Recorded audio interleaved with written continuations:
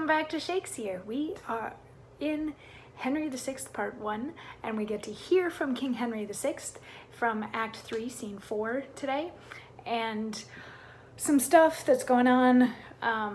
The English had been beating the French, but now the French are making a comeback because they have Joan of Arc, who was told by God that she was going to save the French, and Richard Plantagenet has been restored to his sort of rightful titles as the Duke of York, but Salisbury doesn't think that he should have gotten that, Salisbury being a Lancaster, not the sort that always pays their debts.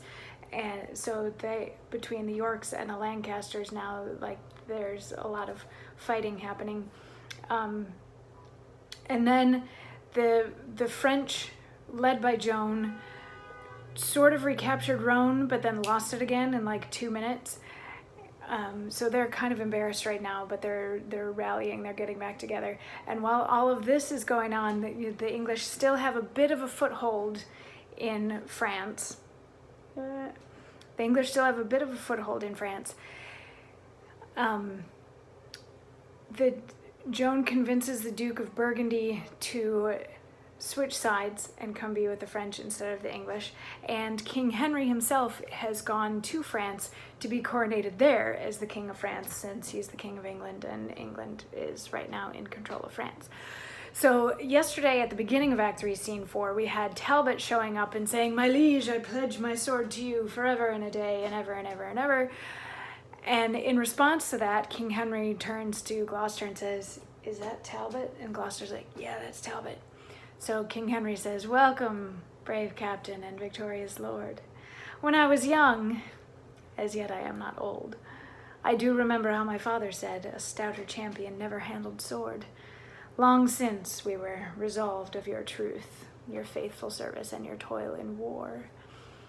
Yet never have you tasted our reward, or been rewarded with so much as thanks, because till now we never saw your face. Therefore stand up, and for these good deserts we here create you Earl of Shrewsbury, and in our coronation take your place." I don't know, it just strikes me as like so sort of funny millennial thing. Like, here's this great war hero who's winning the country for the king, and the king doesn't even know what he looks like, and then somebody has to be like, "Oh yeah, that's him," and then he's like, "Oh, now since I know who you are, you can be the Earl of Shrewsbury and come along while I get coronated." So they leave to go get coronated, and going back to the whole Yorks versus Lancasters, the only two people who are left on stage are like one from each side, and they start bickering with each other, and they're like, "Yeah, that Talbot," and they're like, "Yeah, that Talbot," kind of a thing, until one of them smacks the other one, and they're like, "You crossed a line there."